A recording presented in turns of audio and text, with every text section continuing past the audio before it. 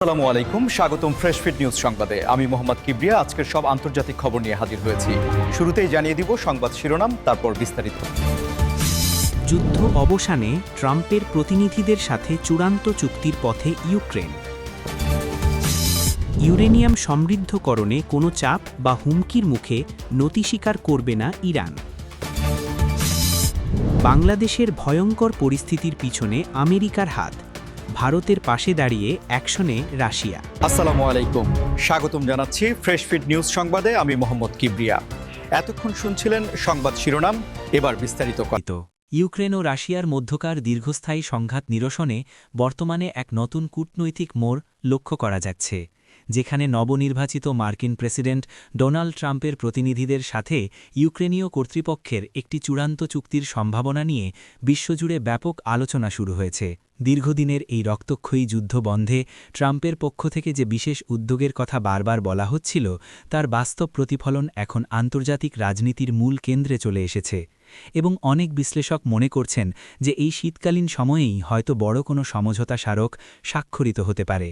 ইউক্রেনীয় প্রশাসনের অভ্যন্তরীণ সূত্রগুলো জানাচ্ছে যে কিয়েভ এখন আগের চেয়ে অনেক বেশি নমনীয় অবস্থানে থেকে আলোচনার টেবিলে বসেছে এবং ট্রাম্পের বিশেষ প্রতিনিধিদের সাথে তাদের দফায় দফায় বৈঠক চলছে, যেখানে মূল ফোকাস হচ্ছে একটি টেকসই যুদ্ধবিরতি এবং দীর্ঘমেয়াদী শান্তি পরিকল্পনা নিশ্চিত করা। ট্রাম্প তার নির্বাচনী প্রচারণার সময় থেকেই বলে আসছিলেন যে তিনি ক্ষমতায় আসলে মাত্র ২৪ ঘণ্টার মধ্যে এই যুদ্ধ থামিয়ে দেবেন, এবং এখন সেই প্রতিশ্রুতির বাস্তবায়নে তার টিম অত্যন্ত গোপনে ও পরিকল্পিতভাবে কাজ করছে, যা দেখে মনে হচ্ছে কিয়েভও শেষ পর্যন্ত একটি বাস্তবসম্মত সমাধানে পৌঁছতে আগ্রহী। এই চুক্তির রূপরেখা অনুযায়ী হয়তো ইউক্রেনকে কিছু বিতর্কিত অঞ্চলের বিষয় কৌশলগত ছাড় দিতে হতে পারে, অথবা ন্যাটোতে যোগদানের বিষয়টি নির্দিষ্ট সময়ের জন্য স্থগিত রাখার প্রতিশ্রুতি দিতে হতে পারে। তবে তার বিনিময়ে ইউক্রেন আমেরিকার কাছ থেকে শক্তিশালী নিরাপত্তা গ্যারান্টি এবং যুদ্ধোত্তর পুনর্গঠনের জন্য বিশাল অঙ্কের অর্থনৈতিক সহায়তা পাবে বলে ধারণা করা হচ্ছে। দর্শক, আপনারা কি মনে করেন, এই চুক্তির মাধ্যমেই ইউরোপে সত্যিই কি শান্তি ফিরে আসবে, নাকি এটি কোনো সাময়িক বিরতি মাত্র? তা অবশ্যই আমাদের কমেন্ট বক্সে লিখে জানান। এদিকে ইউক্রেনীয় প্রেসিডেন্ট ভলোদিমির জেলেনস্কি তার সাম্প্রতিক ভাষণে ইঙ্গিত দিয়েছেন যে তারা সম্মানের সাথে শান্তি চান, এবং যদি ট্রাম্প প্রশাসন একটি সুনির্দিষ্ট রোডম্যাপ দিতে পারে তবে তারা আলোচনার জন্য সম্পূর্ণ প্রস্তুত। তবে রাশিয়ার পক্ষ থেকে এখনও কিছু শর্তের পাহাড় রয়েছে, এবং তারা চাইছে এই চুক্তিতে যেন তাদের কৌশলগত নিরাপত্তা নিশ্চিত হয়, যার ফলে ট্রাম্পের প্রতিনিধিদের এখন কিয়েভ এবং মস্কো উভয় পক্ষের সাথে একটি ভারসাম্য বজায় রেখে এগোতে হচ্ছে। এই পুরো প্রক্রিয়াটি বিশ্ব অর্থনীতির জন্য অত্যন্ত গুরুত্বপূর্ণ, কারণ ইউক্রেন যুদ্ধ বন্ধ হলে জ্বালানি তেল ও শস্যের আন্তর্জাতিক বাজারে স্থিতিশীলতা ফিরে আসবে এবং মুদ্রাস্ফীতির চাপে থাকা দেশগুলো কিছুটা স্বস্তি পাবে বলে আশা করা যাচ্ছে। তাই বিশ্বনেতারা এখন নিবিড়ভাবে পর্যবেক্ষণ করছেন যে ডোনাল্ড ট্রাম্পের শপথ গ্রহণের আগেই কোনো খসড়া চুক্তিতে পৌঁছানো সম্ভব কিনা, এবং যদি তা সফল হয় তবে এটি হবে একবিংশ শতাব্দীর অন্যতম বড় একটি কূটনৈতিক সাফল্য।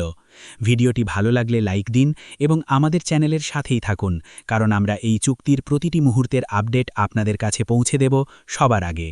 ইউরেনিয়াম সমৃদ্ধকরণের বিষয়ে আন্তর্জাতিক চাপের মুখে ইরান তার অবস্থানে অনড় থাকার ঘোষণা দিয়েছে, এবং তারা স্পষ্ট করে জানিয়েছে যে কোনো ধরনের হুমকি বা বহিঃশক্তির চাপ প্রয়োগের মাধ্যমে তাদের পরমাণু কর্মসূচি থেকে বিচ্যুত করা সম্ভব হবে না।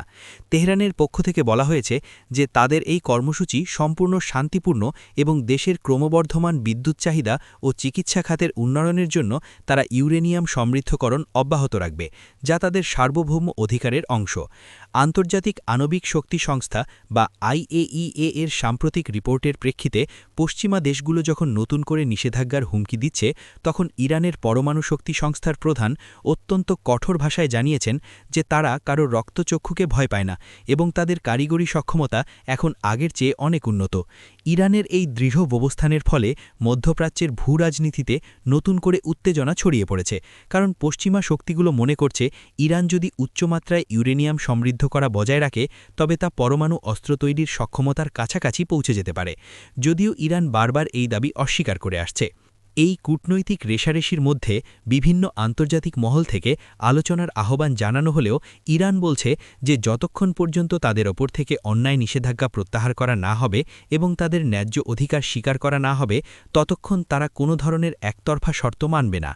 আপনারা যারা আমাদের নিয়মিত ভিডিও দেখেন তারা জানেন যে ইরানের পরমাণু ইস্যুটি দশকের পর দশক ধরে বিশ্ব রাজনীতির একটি অমীমাংসিত প্রশ্ন এবং বর্তমান বৈশ্বিক পরিস্থিতিতে যখন জ্বালানি সংকট তীব্রতর হচ্ছে তখন ইরানের মতো একটি দেশ যদি পরমাণু শক্তিতে স্বয়ংসম্পূর্ণ হয় তবে তা বৈশ্বিক ক্ষমতার ভারসাম্যে বড় পরিবর্তন আনতে পারে। তবে ইউরোপীয় দেশগুলো এবং আমেরিকা চাচ্ছে ইরানকে একটি কঠোর কাঠামোর মধ্যে আটকে রাখতে, যাতে তারা তাদের পরমাণু গবেষণাকে একটি নির্দিষ্ট সীমার বাইরে নিয়ে যেতে না পারে। অন্যদিকে তেহরান যুক্তি দিচ্ছে যে তারা এনপিটি বা পরমাণু অস্ত্র বিস্তার রোধ চুক্তির প্রতি শ্রদ্ধাশীল থাকলেও তাদের জাতীয় নিরাপত্তা ও উন্নয়নের সাথে কোনো আপোষ করা হবে না। এই পরিস্থিতিতে আন্তর্জাতিক কূটনীতিবিদরা আশঙ্কা করছেন যে আলোচনার পথ যদি বন্ধ হয়ে যায় তবে অঞ্চলে একটি নতুন অস্থিরতা তৈরি হতে পারে, যা বিশ্ব অর্থনীতিতে বিশেষ করে তেলের বাজারে মারাত্মক প্রভাব ফেলবে। দর্শক, আপনারা এই বিষয়ে ইরানের অবস্থানকে কিভাবে দেখেন? ইরান কি পারবে আন্তর্জাতিক চাপ মোকাবিলা করে তাদের লক্ষ্যে পৌঁছাতে? আপনাদের মূল্যবান মতামত আমাদের সাথে শেয়ার করুন এবং এই ধরনের আন্তর্জাতিক সংবাদের গভীরে যেতে আমাদের চ্যানেলটি সাবস্ক্রাইব করে বেল আইকনটি চেপে রাখুন, যাতে কোনো গুরুত্বপূর্ণ আপডেট আপনার মিস না হয়।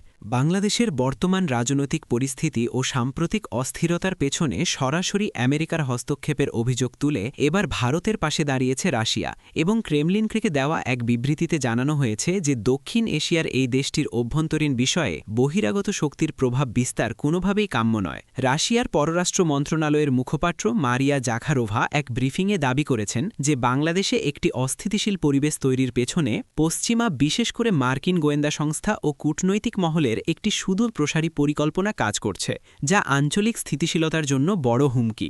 রাশিয়ার এই অবস্থান ভারতের জন্য অত্যন্ত গুরুত্বপূর্ণ, কারণ ভারতও মনে করে যে বাংলাদেশের যে কোনো ধরনের অস্থিরতা তাদের জাতীয় নিরাপত্তার জন্য উদ্বেগের কারণ হতে পারে এবং এই ইস্যুতে দিল্লি ও মস্কোর অভিন্ন অবস্থান এখন বিশ্ব রাজনীতিতে নতুন সমীকরণ তৈরি করছে।